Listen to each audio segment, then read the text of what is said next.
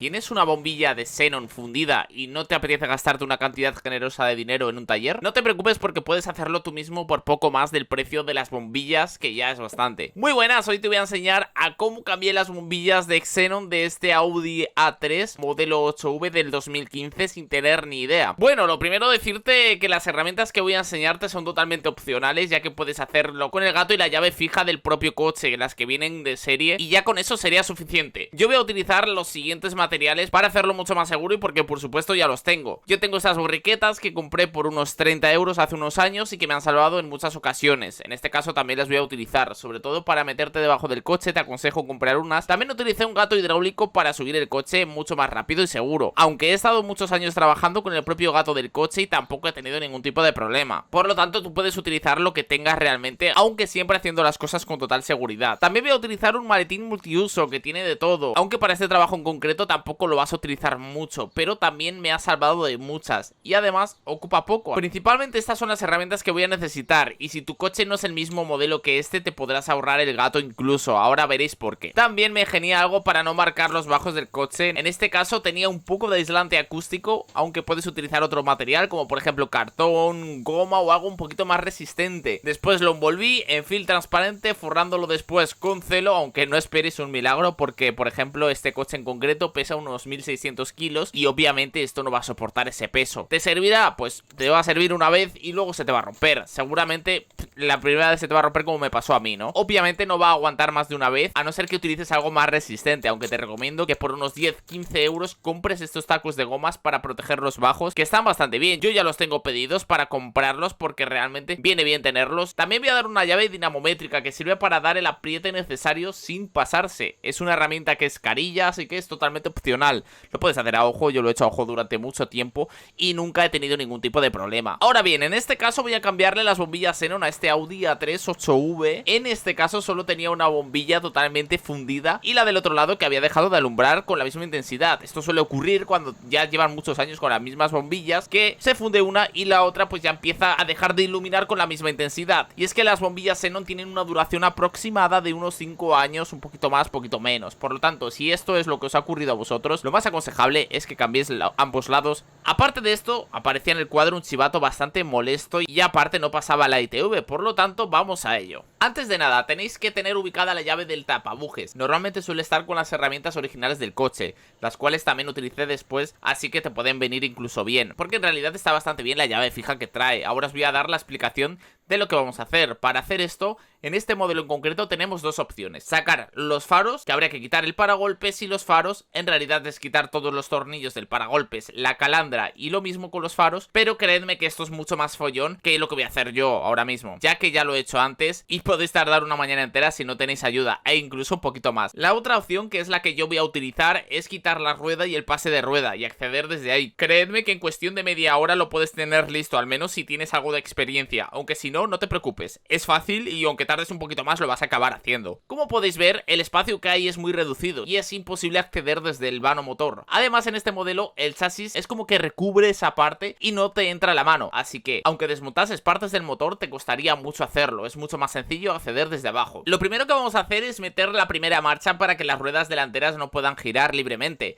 ya que es la zona sobre la que vamos a trabajar. Abriremos el capó, ya que lo primero que tienes que hacer a la hora de cambiar una bombilla xenón es desconectar el borne negativo de la batería, para trabajar de forma segura, ya que el xenón tiene un alto voltaje y es peligroso. En este caso lleva una tapita que te indica cómo poner las pinzas en cuanto te quedes sin batería, y simplemente de sacarla, que va a presión, aflojaremos a continuación la tuerca y sacaremos el borne. Si no lo has hecho nunca, esto es muy sencillo, aunque solo tienes que tener en cuenta que tienes que quitar el borne negativo de la batería, no el positivo, ¿vale? Esto es importante para que no haya ningún cortocircuito. Aflojaremos a continuación la tuerca y sacaremos el borne. Para despreocuparnos, poner algo entre el borne y la batería para que no haga contacto. Eso sí, no seas como yo y antes de hacer esto saca lo que tengas que sacar del maletero, ya que este dejará de funcionar. Simplemente eché los asientos traseros hacia adelante y ya pude coger mis herramientas. Esto simplemente como anécdota os lo cuento, ¿no? Ahora, lo primero que hice fue quitar los bujes para tener acceso a los tornillos. Simplemente tienes que meterlo y tirar, y ya puedes quitar los tornillos. Yo utilicé la llave fija que viene con el coche, ya que con esto me sobra. Un truco para saber en qué dirección tienes que girar es en el sentido de las agujas del reloj para apretar y al contrario es para aflojar. Así que que siempre te acordarás. Otro truco que tengo para sacar los tornillos de las ruedas, que suele estar bastante duro, es encajarlo bien para que no haya ningún problema y subirte encima e impulsarte para que se afloje. Y así siempre podrás hacerlo sin mucho esfuerzo. Yo llevo haciéndolo así muchos años y nunca he tenido ningún problema. Ahora, solo tenéis que aflojar los tornillos. No los quitéis, esto es muy importante porque todavía tenemos el coche en el suelo. Ahora vamos a levantar el coche poniéndole nuestra maravillosa almohadilla para no dañar nada. En todos los coches tienes que tener en cuenta que tienes que levantarlo de esta zona. Normalmente va marcada con una flecha o algo. Si no lo encontráis, podéis mirar en internet. Yo también dejé espacio para poner el caballete. Por seguridad dejo el peso 50-50 entre el gato y el caballete, por si falta uno, tener el otro. Esto hay gente que se lo ahorra y confía libremente en el caballete, pero yo tampoco confío mucho en él, así que pongo para que cada uno levante un poquito.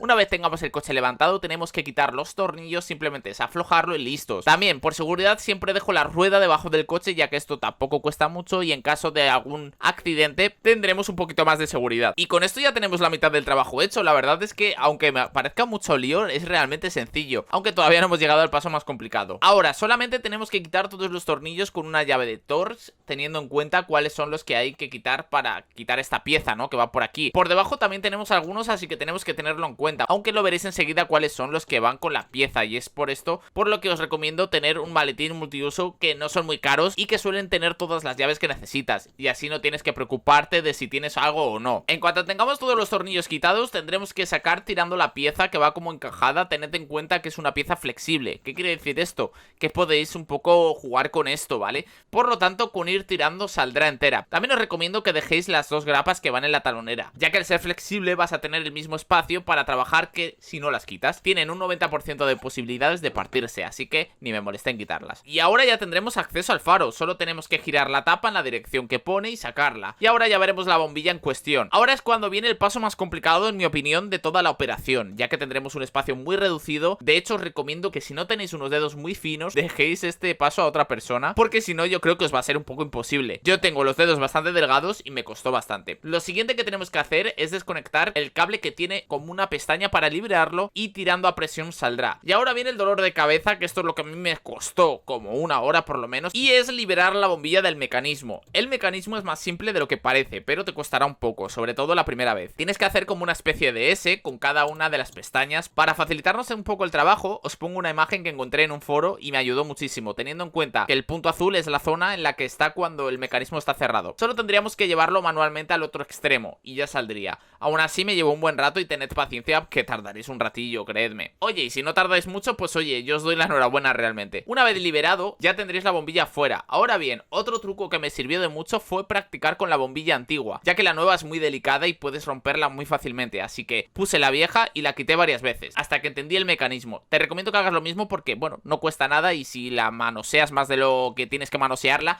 no pasa nada porque ya está fundida, nos da un poquito igual. La nueva bombilla la tenéis que meter recta en el hueco sin tocar nada. De hecho, debería de venir protegida la zona de cristal, ya que es muy frágil. En cuanto veáis que ha entrado recta y no se mueve, ya estaría en su posición, aunque aquí os recomiendo que utilicéis las dos manos, una para sujetar la bombilla y la otra para poner los alambres en su posición. Como podéis ver, una vez cerrada debería de quedar así, y ahí es cuando deja pillada la bombilla. En realidad es un mecanismo sencillo, pero que si nunca lo has hecho te costará un poco. Como bien os digo, practicar un poco antes de poner la nueva, y de esta forma yo creo que no tendréis problema. De hecho, yo lo hice así. Una vez hayamos visto que la bombilla ha quedado en su sitio y no se mueve ni un centímetro, significa que lo más complicado está hecho. Ahora solo queda montar todo exactamente igual. El pase de rueda tendremos que llevarlo manualmente a su sitio. Tened en cuenta que por debajo lleva a su posición, así que tenéis que ponerlo bien. Aunque si podéis hacer fotos del proceso por si luego tenéis alguna duda, yo lo hago, sobre todo cuando hago algún ordenador que tiene que ir todo minuciosamente bien montado, le echo fotos y de esta forma pues sé cómo lo tengo que volver a montar. Y ya sería apretar los tornillos exactamente igual que los hemos aflojado y listo. Ahora colocamos la rueda en su lugar y una vez encajada tenemos que girarla de tal forma que coincidan los tornillos para al menos poner uno y que sujete la rueda. Aún no lo apretéis, solo con la mano. Sobre todo es importante esto para no trasroscarlos ni nada por el estilo. No debería daros problemas. Y después, cuando los tengamos todos, apretamos sin hacer el bruto con la llave. Digo sin hacer el bruto porque ahora está la marcha metida y por eso la rueda no se mueve. Por lo tanto, con dejarlos apretados es suficiente. Nos cercioramos de que efectivamente no se pueden apretar más y procedemos a bajar el coche con cuidado. Ahora es cuando el paso que puedes hacer puede que sea distinto al mío. Si tienes una llave dinamométrica tendremos que ponerlo a 140 Nm.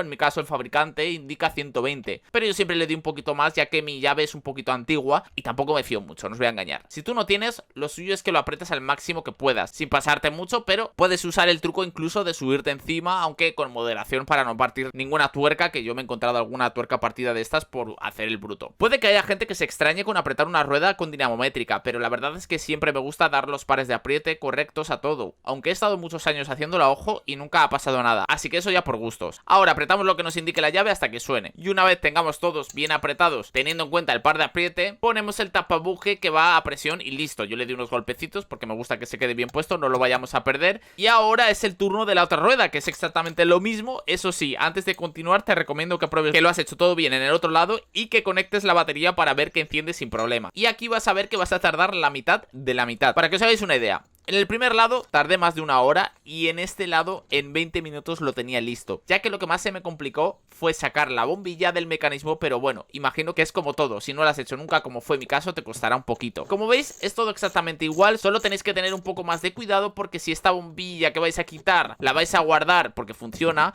guárdala bien sin tocar el lado del cristal, porque aunque esté medio gastada en un futuro te puede venir bien cuando se funda una de estas dos, ya que son muy caras y así ahorrarás algo de dinero. Bueno, antes de montar el lado este quise comprobar que funcionaban ambos lados. Ponemos la batería, como la hemos quitado, esto no tiene mucho misterio, apretamos el borde bien, que se quede bien encajado, que no se mueva y volvemos a colocar todo. Si vemos que se encienden es que hemos hecho un buen trabajo y podemos proceder a montar. Si veis que no se encienden por lo que sea, que puede pasar también, pues tenéis que mirar si realmente es problema de la bombilla porque no funciona o porque lo habéis puesto mal un cable o lo que sea. Yo lo que haría si un lado enciende y otro no, pues sería cambiar las bombillas y ver si de esta forma encienden o es la propia bombilla y ahí ya te puede dar un poquito más de pistas. Pero bueno, esperemos que esto no ocurra. Tenéis que tener en cuenta que si lo hacéis en la luz del sol puede parecer que no alumbre mucho. Además, los primeros 20 minutos notaréis que alumbra poco y es totalmente normal al ser nuevas. Darle tiempo y veréis que alumbra sin problemas. Otra cosa a tener en cuenta es que te saldrán todos los chivatos del cuadro de instrumentos, pero pasar de eso porque es normal, hasta que recorréis unos kilómetros para que se quite todo. Al quitar la batería siempre pasa esto. Por último, dejamos todo como estaba, con las tuercas bien apretadas y el tapabuje correctamente puesto,